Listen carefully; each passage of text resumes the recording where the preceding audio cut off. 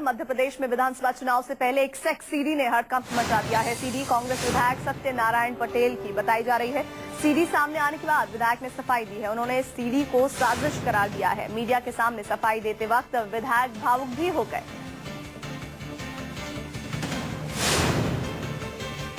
तो विधायक सत्यनारायण पटेल ने सीडी को फर्जी बताया है। मध्य प्रदेश से खबर है, लगातार आपको हम बताते रहे हैं, मंत्री नेता इस तरह की सीडीओं में लिप्त रहे हैं, लेकिन इस बार मध्य प्रदेश में विधानसभा चुनाव से ठीक पहले एक सेक्स सीडी ने हड़कंप मचाया हुआ है।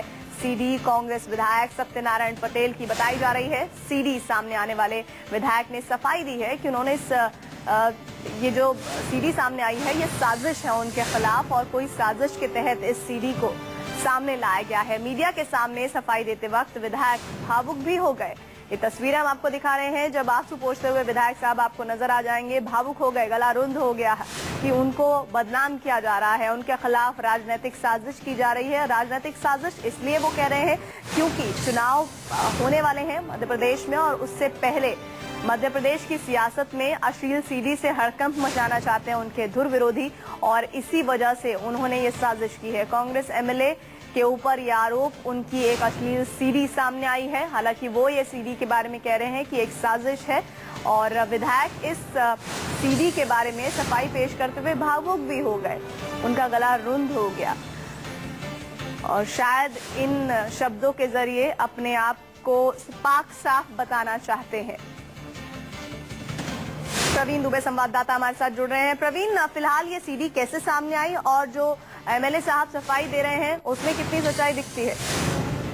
देखिए, सीडी की चर्चा 3-4 दिन से लगातार थी और फिर उसके बाद इसकी कुछ क्लिपिंग जो है वो व्हाट्सएप पे आई और व्हाट्सएप पे आने के बाद जो एमएलए है इनके होश उड़ गया और फिर उन्होंने आनंद फानंद में पत्रकार वार्ता बुलाई और वो साथ में एक प्राइवेट लैब का एक सर्टिफिकेट भी लेके आए थे कि जो ये स्थापित करता था कि सीडी नकली है। हालांकि फॉरेंसिक जांच किसी प्राइवेट लैब में नहीं कराई जाती, लेकिन वो अपने बचाव में ये लेके आए थे और उन्होंने कांग्रेस की एक लीडर विशाल पटेल पे आरोप लगाया था कि विशाल पटेल लंबे समय से इनके प्रतिद्वंदी और टिकट चाहते हैं, इसलिए उन्होंने ये सीडी बनवाई है। इनका ये दावा है कि इन्होंने होम मिनिस्ट्री को ये सीडी भेजी है। हालांकि हमारी जो बात हुई है अभी तक होम मिनिस्ट्री में उस सीडी की कंप्लेंट रजिस्टर नहीं कराई गई है और हालांकि उन्होंने दावा किया कि होम मिनिस्ट्री को भेज रहे हैं जांच के लिए, सीडी नकली है और जिसने बनाई उसके खिलाफ कार्रवाई के लिए। ऐसा कुछ हुआ नहीं है। ये चूंकि चुनाव है तो जाहिर सी बात है कि इस तरह की डर्टी पॉलिटिक्स के दौर अब मध्य प्रदेश में और भी तेज होंगे।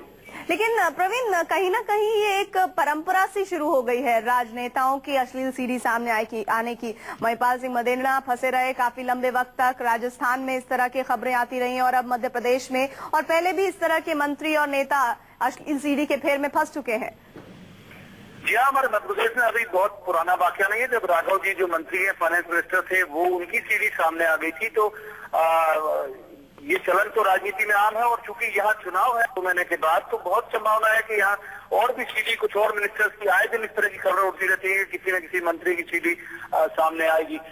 तो ये चूंकि चुनाव में प्रवीण, आपको हम यहाँ पर रोक रहे हैं। एमएलए साहब ने जब इस सीडी प्रकरण पर सफाई पेश की तो उन्होंने क्या कहा, आइए सुनिए। इस स्तर पर लोग चले जाएंगे, मुझे बड़ा दुख है। मेरा 3 पीढ़ी का अपना एक इतिहास है और जिसमें आज तक कोई कलंक नहीं लगा।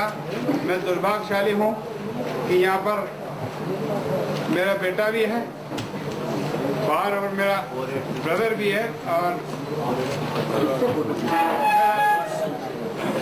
भतीजा भी।